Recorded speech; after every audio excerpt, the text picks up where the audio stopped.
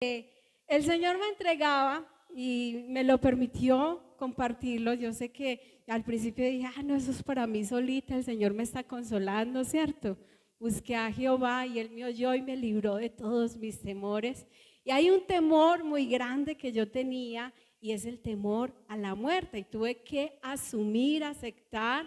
Yo quería disfrazarlo por otro lado, como quien dice, no, yo no le tengo miedo a la muerte, le tengo miedo a la manera de morir. Y entonces eso me llenaba de argumentos porque nosotros queremos parecer muy espirituales, ¿cierto?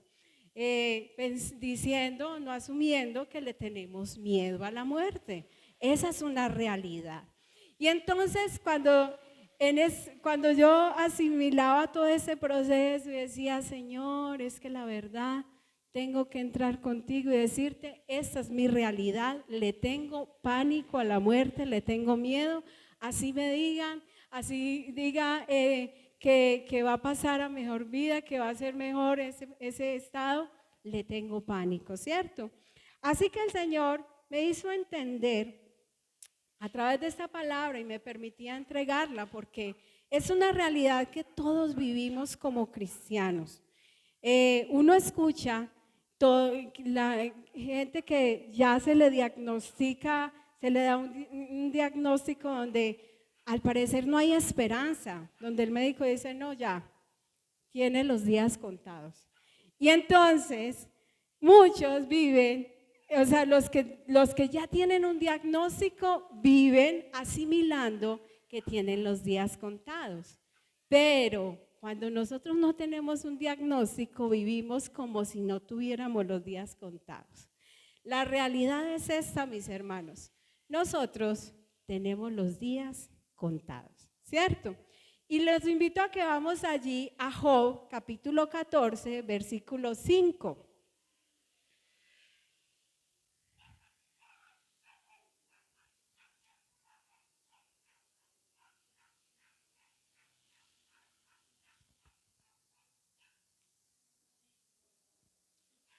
Y voy a leer a favor de ustedes en el nombre del Padre, del Hijo y por la guía de su Santo Espíritu. La versión que tengo de la Reina Valera dice, ciertamente sus días están determinados y el número de sus meses está cerca de ti. Le pusiste límites de los cuales no pasará. Amén. Voy a orar para comenzar. Señor, te damos gracias por tu gran amor y por tu gran misericordia. Gracias por tu paciencia inigualable, Señor, porque realmente es mucho, Señor. La paciencia que tienes con nosotros. Nosotros muchas veces, Señor, no lo somos con los que están a nuestro alrededor. Y te pedimos perdón por ello. Hoy pedimos, Señor, direcciónanos. En este tiempo sigue direccionando, que se entregue y que se haga conforme a tu voluntad y que nuestros corazones, Señor, sean receptivos a lo que tú quieres hablar a nuestras vidas y que traigas también paz, Señor, en este tiempo y también confrontes, Señor, lo que necesitamos cambiar, Señor, de nuestras vidas, Señor, para entender, Señor, que en tus manos todos nosotros tenemos los días contados, Señor. Te damos gracias en el nombre de tu Hijo Jesús. Amén y amén. Job capítulo 14, verso 5. Y vamos a mirar una historia ya muy conocida y está en Isaías capítulo 38. También lo podemos encontrar en segundo libro de Crónicas capítulo 32 y en el segundo libro de Reyes capítulo 20. Y esa historia es acerca de un rey llamado Ezequías. Ya la conocemos bastante. Les voy a leer a través de Isaías capítulo 38 y dice que en aquellos días Ezequías se enfermó de muerte y vino a él profeta Isaías, hijo de Amós, y le dijo Jehová, dice así, ordena tu casa porque morirás y no vivirás. Y entonces volvió Ezequías su rostro a la pared e hizo oración a Jehová y dijo, oh Jehová, te ruego que te acuerdes ahora que he andado delante de ti en verdad y con íntegro corazón y que he hecho lo que he sido agradable delante de tus ojos. Y lloró Ezequías con gran lloro. Amén. Entonces vemos la historia de un rey que hasta ese momento era un rey de Judá, de los santos reyes que había tenido Judá. Recordemos que estaba Judá y estaba Israel, y entonces los reyes de Israel todos habían salido perversos, ¿cierto? Malos. Los de Judá habían salido unos buenos y otros malos. Y Ezequías hacía parte de los reyes que habían sido relativamente buenos, ¿cierto? Según nos muestra la palabra al comienzo. Dice en segundo libro de Crónicas, capítulo 31, versículo 21.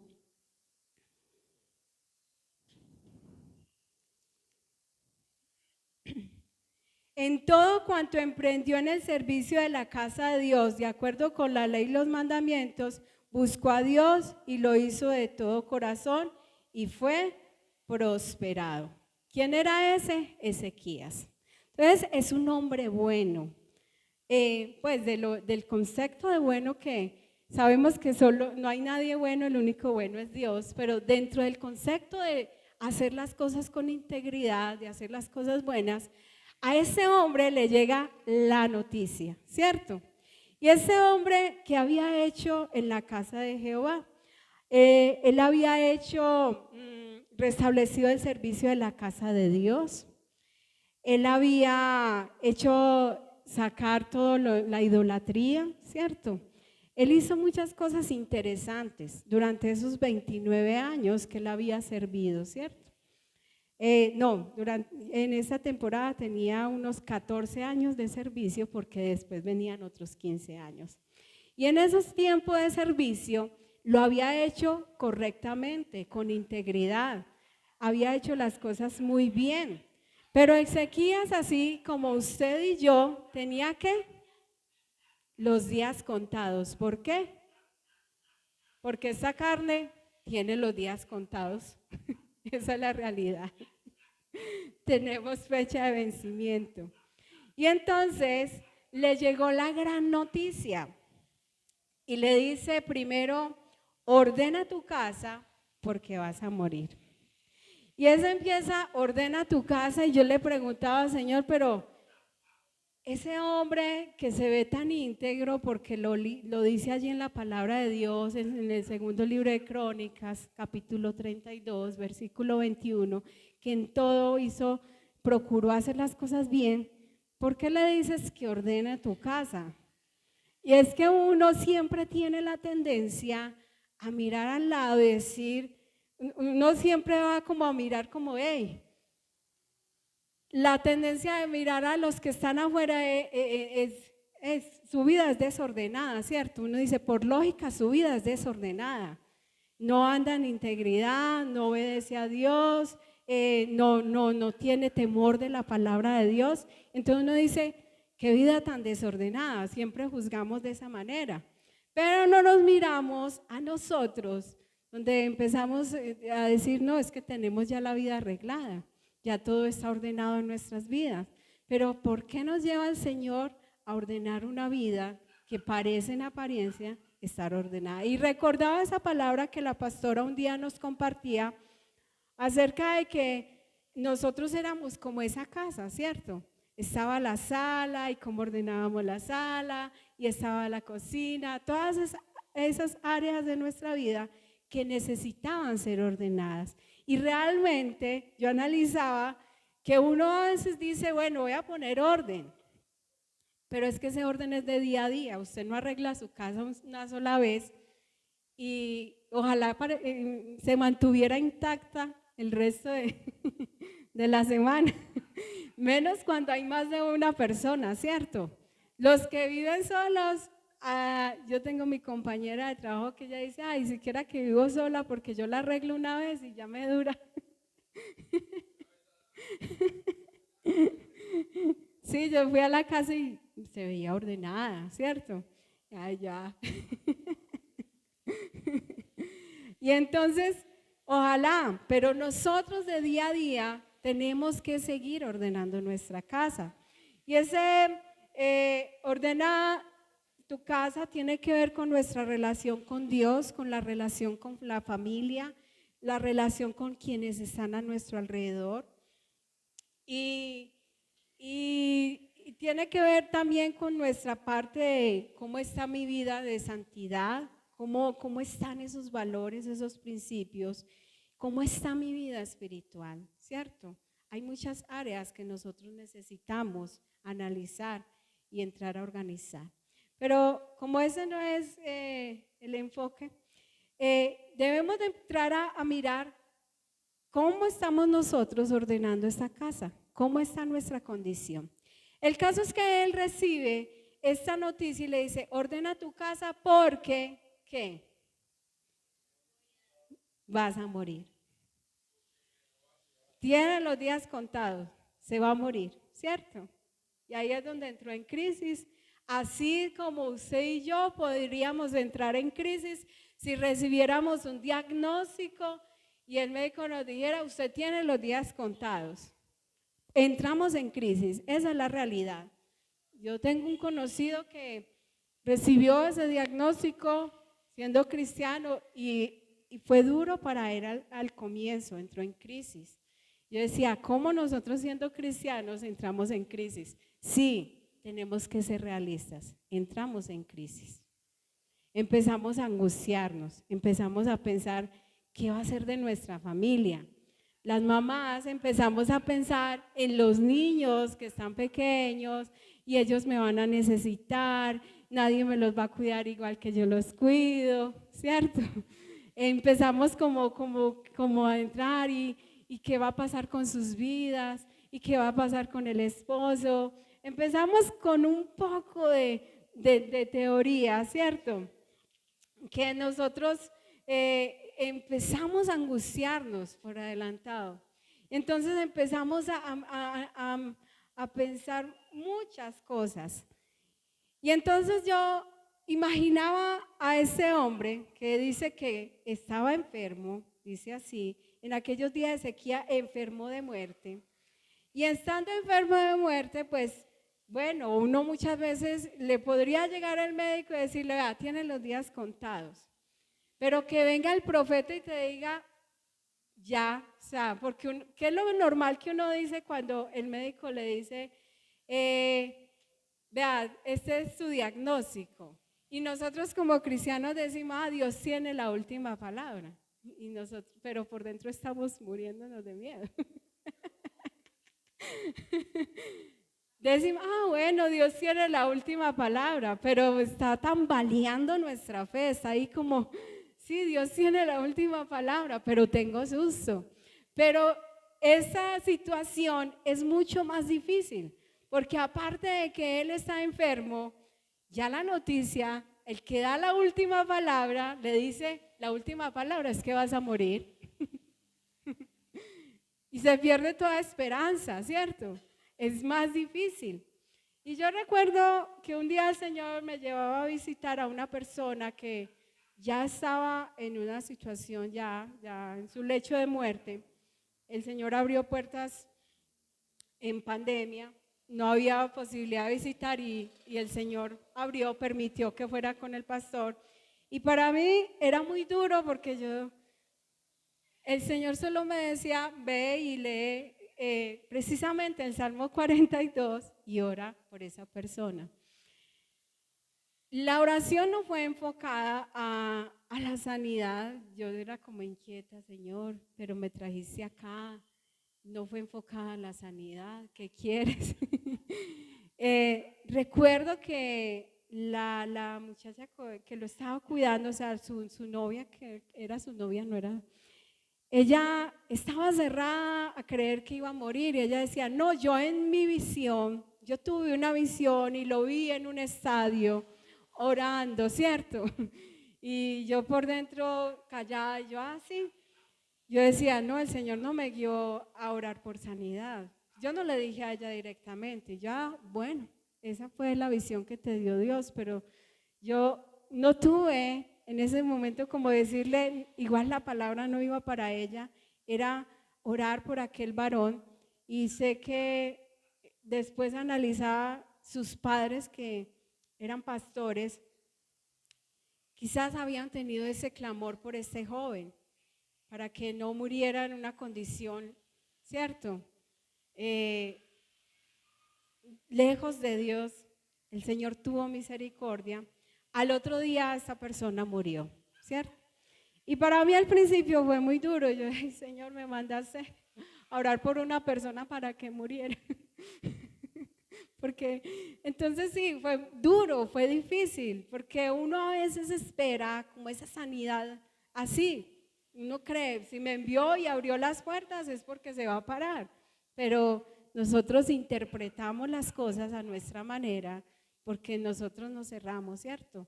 Muchas veces a lo que Dios quiere obrar. Así que Isaías tiene que ir a darle la noticia y de esta manera sí, no se lo dijo por así como por los laditos, con pañito, no le dijo de pronto vas a morir, no, que le dice, ordena tu casa, vas a morir. Y eso es fuerte, eso es duro. Y entonces el Señor me llevaba porque yo tenía que entender que yo, así como este hombre, también he tenido pánico, miedo a morir. Yo veía eso, se llama tanatofobia, ¿cierto? El pánico a la muerte. Y entonces yo decía, no, yo le tengo pánico, tengo que aceptar, Señor. Y leía esa historia de ese hombre y ese hombre tenía miedo. Esa es la realidad. ¿Y cómo oró ese hombre, ese rey Ezequías? Ezequías dice, volvió Ezequías su rostro a la pared e hizo oración a Jehová. Y que dijo, oh Jehová, te ruego que te acuerdes ahora que he andado delante de ti en verdad y con íntegro corazón y que he hecho lo que ha sido agradable delante de tus ojos. Y lloró Ezequías con gran lloro, ¿cierto? Ezequías hace una oración muy interesante. Ezequías ora trayendo a memoria que él se ha portado bien. Él dice, ando en verdad, soy íntegro de corazón y he hecho lo bueno.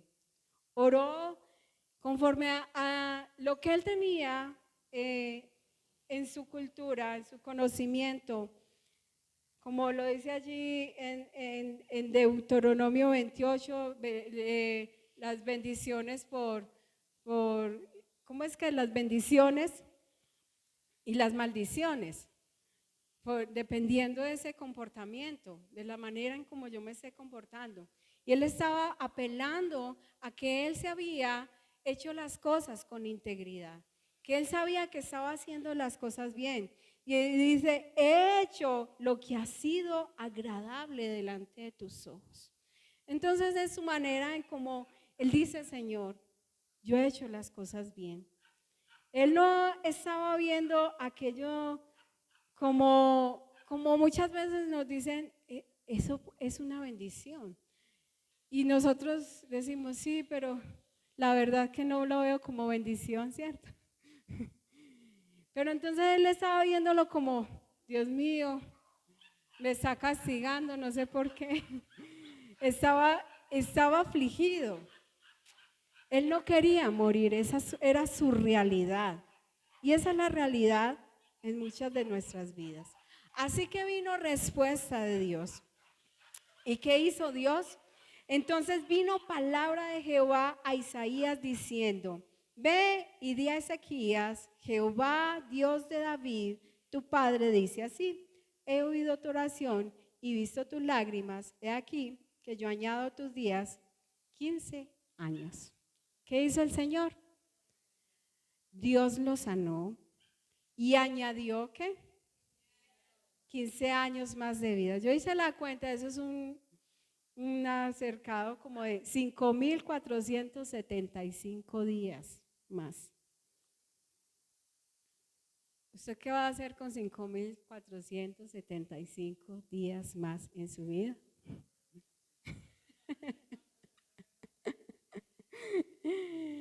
Le dijo cuántos serían sus días, ¿cierto?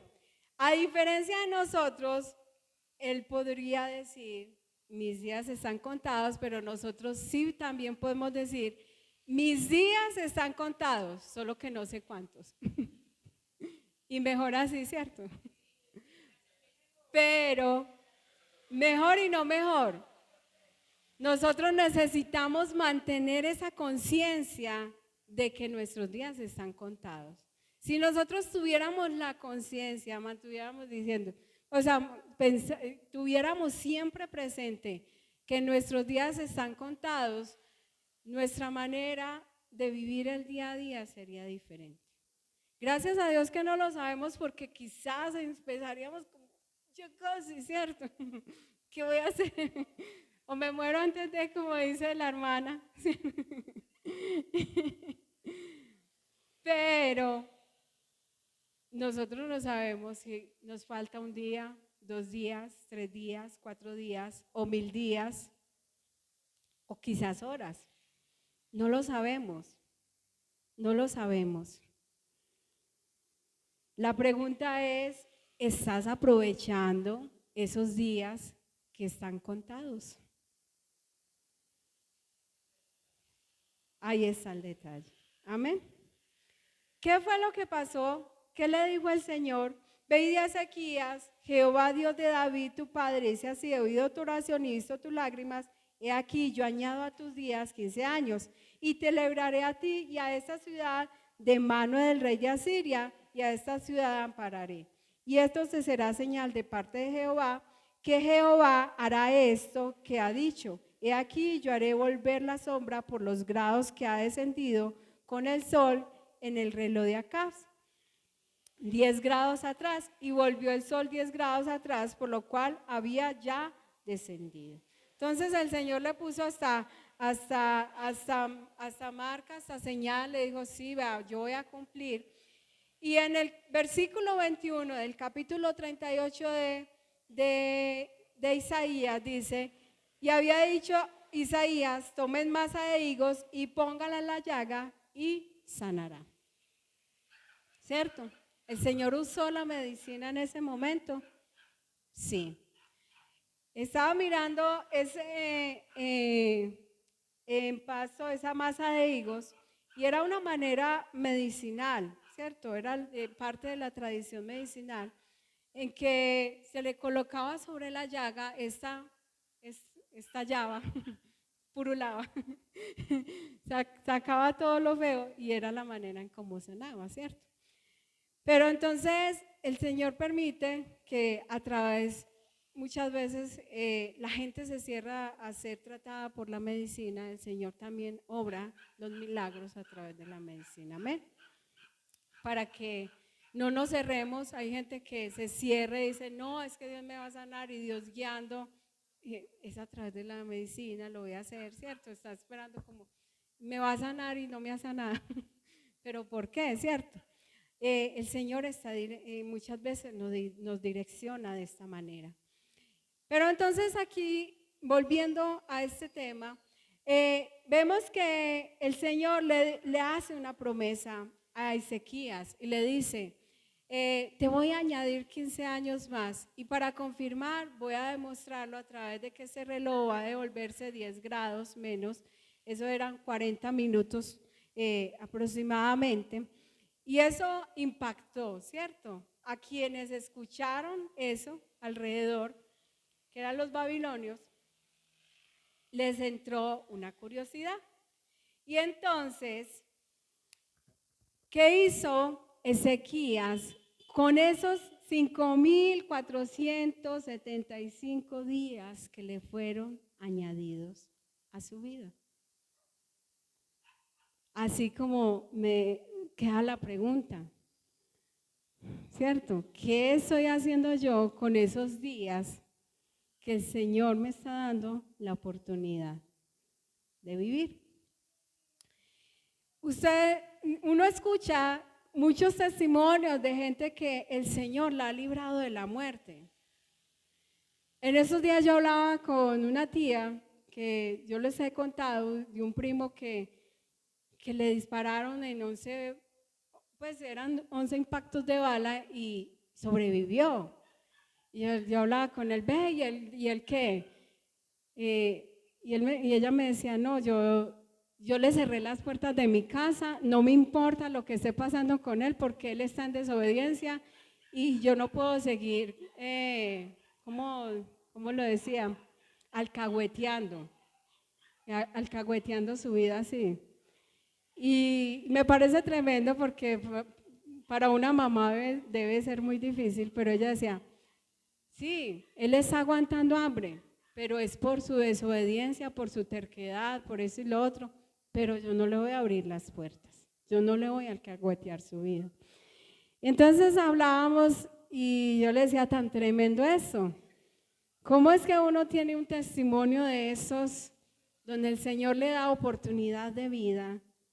Y uno diría, uy, uno con una historia de esas, su vida debería ser transformada, debería ser cambiada, uno debería ver como un cambio radical, ¿cierto?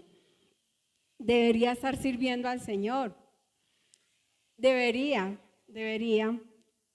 Y entonces analizaba en lo que Ezequías hizo luego de esto, y lo vemos allí en el capítulo 39, después de que el Señor le trae la sanidad, le dice, te voy a dar 15 años más de vida, 5.475 días más. Y después de eso, Dios mío, ¿cierto? Dice en el capítulo 39 que en aquel tiempo Merodach Baladán, hijo de Balaán, rey de Babilonia, envió cartas y presentes a Ezequías, porque supo que había estado enfermo y que había convalecido. ¿Supo qué? De su situación. Y supo que él había sido sanado. Y se regocijó con ellos Ezequías y le mostró la casa de su tesoro, plata y oro, y especias, ungüentos preciosos, toda su casa de armas y todo lo que se hallaba en sus tesoros. No hubo cosa en su casa y en todos sus dominios que Ezequías no les mostrase.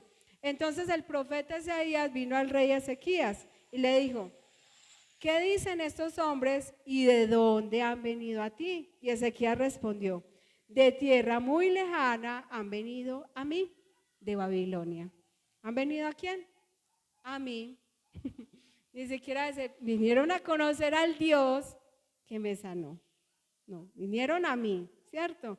Entonces el profeta Isaías vino al rey Ezequiel y le dijo, dijo entonces, ¿qué han visto en tu casa? Dijo Ezequías, todo lo que hay en mi casa han visto y ninguna cosa hay en mis tesoros que no les haya mostrado. Entonces dijo Isaías a Ezequías, oye palabra de Jehová de los ejércitos. He aquí, vienen días en que será llevado a Babilonia todo lo que hay en tu casa y lo que tus padres han atesorado hasta hoy. Ninguna cosa quedará, dice Jehová. De tus hijos que saldrán de ti y que habrás engendrado, tomarán y serán eunucos en el palacio del rey de Babilonia. ¿Y qué dijo Ezequías a Isaías? La palabra que me has dado, que me has hablado, es buena. ¿Y qué dijo? Y añadió a lo menos haya paz y seguridad en mis días. Ah, ve qué chévere, eso dijo el Señor. Bueno, yo no voy a sufrir. Los que van a sufrir son mis descendientes, mis hijos. Con tal de que yo no sufra, todo va a estar bien. ¿Se ha escuchado? Todo va a estar bien. Y es una manera egoísta con que él asimiló. Él siguió viviendo una vida en un egoísmo que no lo hizo entender que la magnitud de lo que él había hecho traería consecuencias sobre su descendencia, traería consecuencias para el pueblo que él en algún momento estaba gobernando. Él dijo, estoy estable, estoy bien. Bueno, esa palabra me gusta mucho. Ustedes han escuchado y han escuchado que dan palabra y uno dice, qué palabra tan buena, ¿cierto? No, hay palabra de advertencia donde uno debería humillarse y postrarse y decir, Señor, definitivamente, por favor, ten misericordia, ¿cierto? Porque como no me va a competir a mí, no me va a pasar a mí, uno dice, bueno, siquiera, por lo menos en este tiempo no me va a pasar, ¿cierto? Que le pase a los demás, pero que no me pase a mí. Dice en el segundo libro de Crónicas, para entender un poco más esto que hizo Ezequías, dice que en el segundo libro de Crónicas, capítulo 32, en el versículo 24 dice que en aquel tiempo Ezequías se enfermó de muerte y oró a Jehová, quien le respondió y le dio una señal. Y aquí resume en total lo que Ezequías hizo. Dice, mas Ezequías, ¿qué fue lo que hizo? No correspondió al bien que había sido hecho, sino que se enalteció su corazón y vino la ira contra él y contra Judá y Jerusalén. Pero Ezequías, después de haberse enaltecido su corazón, se humilló él y los moradores de Jerusalén, y no vino sobre ellos la ira de Jehová en los días de ¿quién? De Ezequías. Pero quedó el ¿qué? El legado, sí. Pero me llama la atención de que uno tiene una oportunidad de vida. Me llama la atención de que uno puede decir, ve, el Señor hizo esto en mi vida, me dio la oportunidad, me sanó, me restauró. Hey, yo iba a morir, iba en aquella situación, vea, iba a tener ese accidente. Y uno da solo el testimonio de palabra. Y dice, sí, qué bueno. Porque si vemos allí en Isaías capítulo 38, hay una oración que Ezequías hace. Y es el concepto que él tiene de muerte diciendo, no, es que si muero ya no sigue nada de ahí en adelante. Y él dice, vea, es que Señor, gracias porque me diste la oportunidad de vivir, ya puedo seguir alabándote. Él solo consideraba que solo en vida él podía adorar al Señor.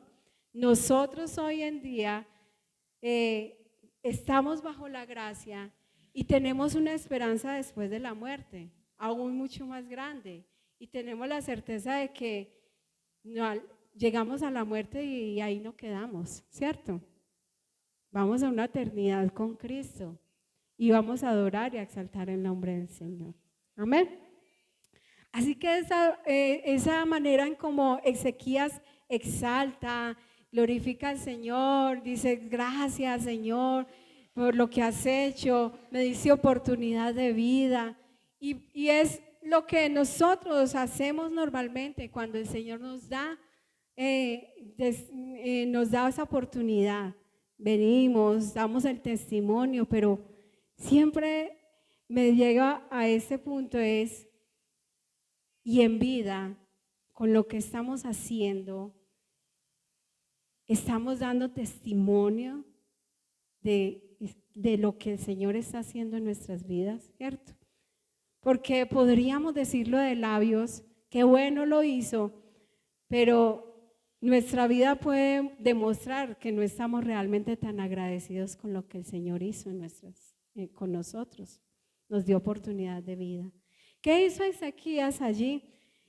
Siempre me llama la atención, no correspondió al bien que había sido hecho, sino que se enalteció su corazón. Él dijo, es que esa oración que yo hice fue tan tesa.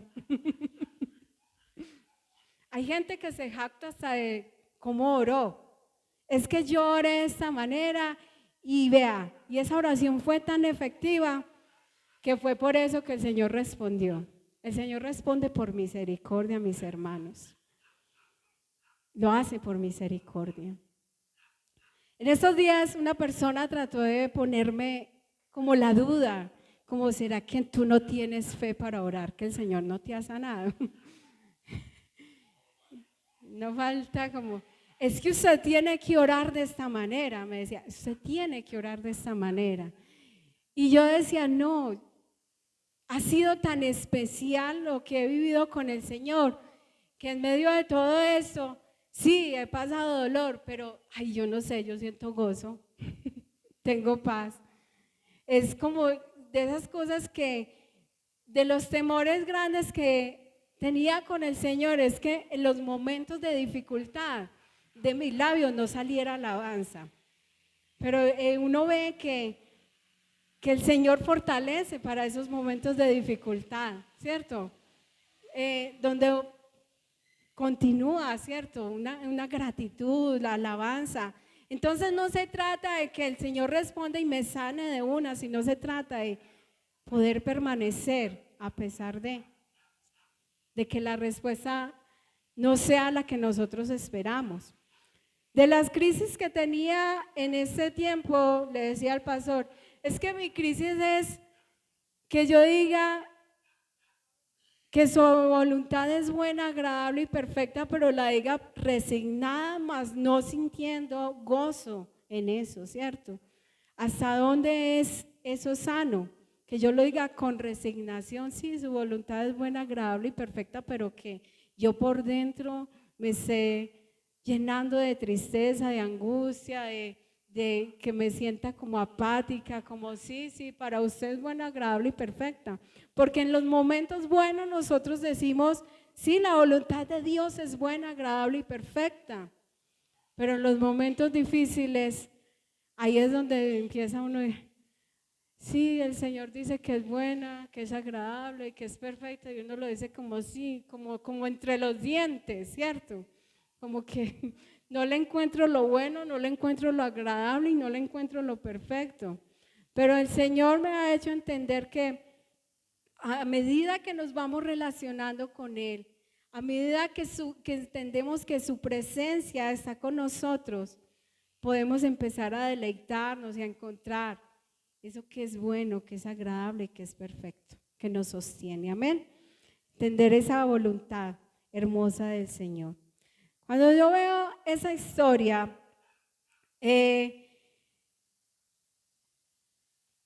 de Ezequías, veo que esa oportunidad se convirtió en casi que una tragedia para el pueblo. Después vino el exilio de los babilonios. Ellos estuvieron allí más bien viendo todo el arsenal que tenía, todo el armamento que tenían, todas las riquezas que tenían, y ellos no fueron con interés de otra cosa, como quien dice, Él abrió las puertas, venga, yo les muestro, y por eso el Señor y se jactó creyendo que era de Él, que todo eso había sido logro propio de Él, y no reconoció que todo eso había sido por la mano de Dios. Yo no sé nosotros qué estamos dispuestos a hacer. Hemos glorificado a Dios de labios, sí es verdad, tenemos que dar el testimonio, pero yo digo que ese testimonio se tiene que seguir llevando evidente en nuestras vidas. Se no puede decir, sí, vea, el Señor hizo eso, me sanó y estoy agradecida, pero su vida no demuestra una vida de gratitud delante de Él, no demuestra que está realmente entendiendo que si está hoy de pie, ha sido por la misericordia de Dios. En eso que al Señor le he preguntado, le he dicho, bueno, ¿cómo voy a responder yo? ¿Cómo quiero responder yo? Ha sido las cosas como, ¿cómo quiero responder yo? No quiero simplemente llegar, dar el testimonio y dejarlo después a Él como de último, ¿cierto? Me hizo el milagro, salí, me fue, pico y chao, ¿cierto? Sino seguir dando, hey, tengo la certeza que tengo un Dios grande y maravilloso que me sostiene en todo momento. Si hemos reconocido milagros, si hemos reconocido que tenemos nuestros días contados, si hemos reconocido, es que definitivamente el que sabe qué día nosotros vamos a morir es Dios. Al principio yo entré, como les decía, entraba en crisis, pero Él me lo dijo como de una manera chistosa, como, hey, pues todos tienen los días contados. ¿De qué te angustias, cierto? ¿De qué te angustias? Yo sé lo que hago y sé el momento y sé cuándo me los voy a llevar a cada uno, sé las circunstancias. A veces uno le parece, entonces yo qué voy a hacer sin fulanito, qué voy a hacer sin peranito. Va a haber dolor, claro, el dolor es inevitable. Va a haber momentos que vamos a extrañar, claro, sí. Pero siempre el Señor me recordó, Él tiene los días contados. Lo importante es pensar, ¿qué estás haciendo con esos días contados? ¿Estás glorificando a Dios en esos días? ¿Te has propuesto glorificar a Dios?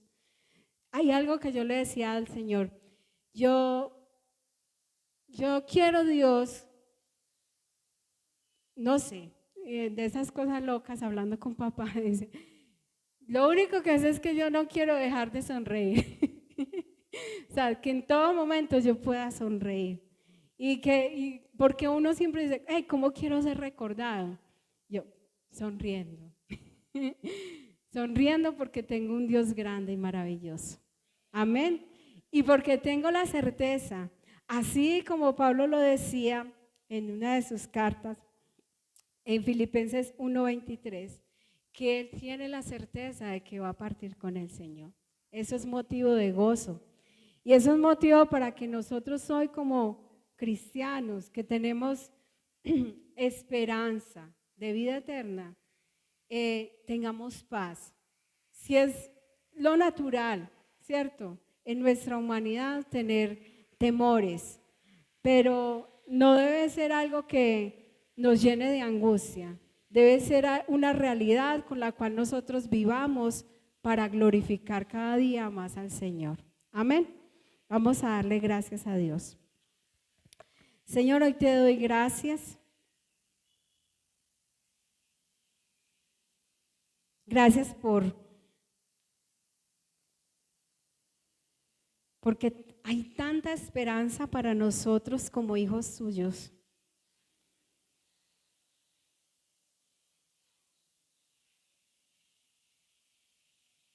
Tanta esperanza, mi Rey.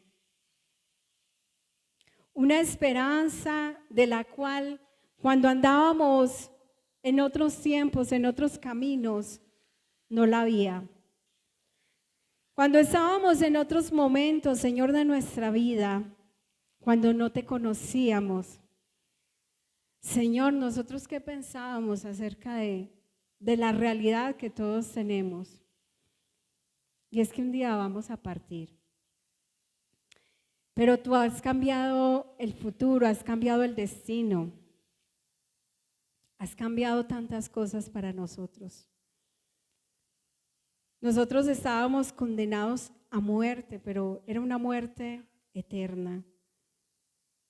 Hoy, Señor, contigo tenemos demasiada esperanza, porque tenemos esa promesa de vida eterna contigo, mi Rey. Y eso es, Señor, una noticia muy alentadora para cada uno de nosotros. Ayúdanos, Señor, así como nosotros tenemos esa noticia alentadora, a glorificarte, a vivir, Señor, ese reino, tu reino, Señor, aquí en la tierra, para que otros puedan verte, Señor, y puedan tener también esa esperanza que nosotros, como hijos suyos, hoy la tenemos, mi Rey.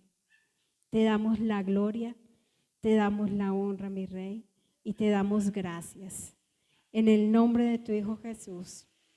Amén y amén.